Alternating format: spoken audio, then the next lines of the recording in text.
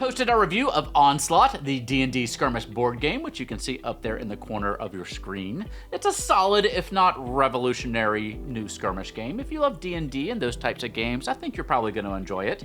And it does come with some good minis, but I think it's the expansions that elevate the entire experience. It expands your options when you're building out your team, and it gives us more cool minis.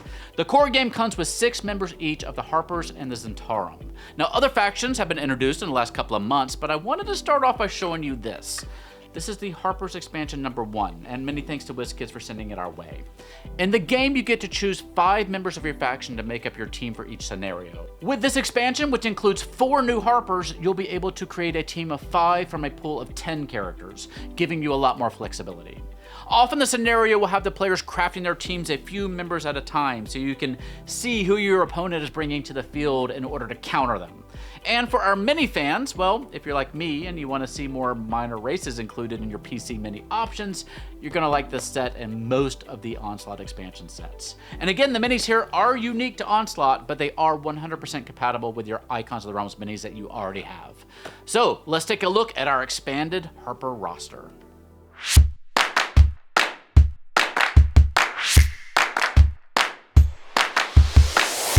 Before we jump in, we've got another brand new spell for you. We are making spells for the cards in the Animated Spellcraft deck Volume 1 from our sponsor HitPoint Press. You can get the deck, sleeve the cards up, and then print out our new custom spells and slot them right into the back to add a whole new set of spells to your 5e games. Today we have Serpent Guard. Have you ever had enemies charge up to your squishy caster? Well, with this spell, you can transform your spellcasting focus into a serpent that will defend you and keep those enemies at bay, allowing you to continue to cast normally without having to roll at disadvantage. And its bite does a pretty good chunk of damage to boot. You can print the spells out over at gallantgoblin.com and then pick up your Animated Spellcraft deck and all the other animated decks at animatedspells.com, and all those links are also right below me in the doohickey. Let's start off with our Fire Genasi Cleric ranged attacker, Adnan Zarehm. I don't know, he looks pretty human to me. Anyway, for a ranged attacker, he has a pretty good AC. He specializes in AoEs and healing. His Word of Radiance ability deals splash damage from his own square, and his Moonbeam ability can apply the burning condition from range, which does damage over time. Actually, he applies burning all over the place, depending on how you level him up, letting him deal pretty good damage over time. His mini has a pretty cool torch and a shield emblazoned with the Harper symbol. Next, we have Eileen Rumrunner, a halfling wild magic sorcerer who serves as a hybrid in the group. She specializes in wild magic, so very much a high-risk, high-reward kind of character. She doesn't really have a melee attack, but she throws a decent firebolt, and her main focus is her wild magic ability. When you activate it, you get one of 3 effects. You can heal an ally for 2, damage a foe for 1, or teleport up to 3 spaces. Roll a 20 on your die, and you can do all 3. And her leveling up cards either double down on the madness or let you mitigate the randomness a bit by rolling 2 dice on the ability. Buckle up, because Nurith the Locathah, yes, Locathah, rogue is a master of the art of the ambush and serves as a tactician in the group. With his Ambush Master ability, he can grab the Initiative 1 card and go first on a cooldown. Then he gets a damage bonus against anyone who hasn't acted yet that turn. He can also throw a net at foes, gain evasion, and he has solid overall stats as well. With his leveling up cards, you get a bit of extra mobility. And I really do love his little mini. Now I want a Locathah warband from WizKids. And finally, we have Ayur, the Aarakocra monk who can attack multiple foes at once and can fly, which might make him an MVP melee fighter on your team. His Frenzy ability lets him attack twice per turn, so 2 attacks against 2 different foes with solid damage and causing them to bleed.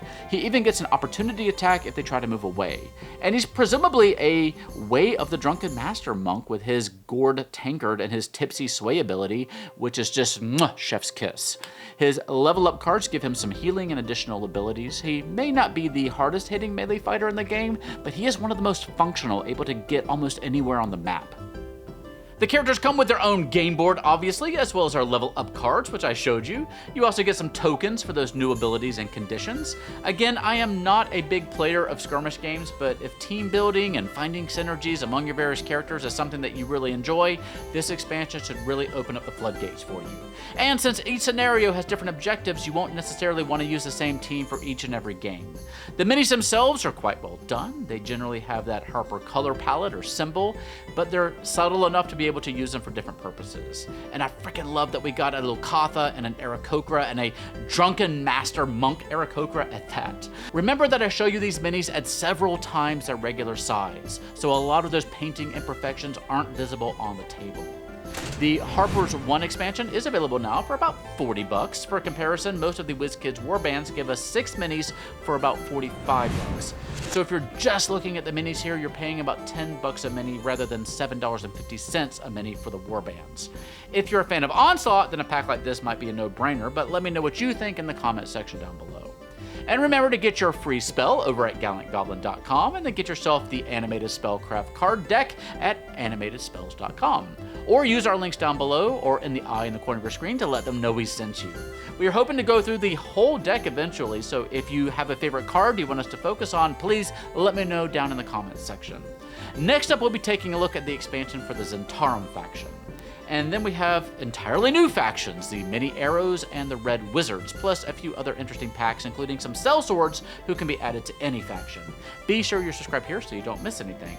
You can also add a cute little plushy kobold to your faction over here. I think Kodo would make a pretty good Harper over at koboldplush.com. And you can also sign up for our upcoming Kickstarter for Kobold Dice Plus Monsters Attack using the link in the eye to make sure that you get all those early bird specials.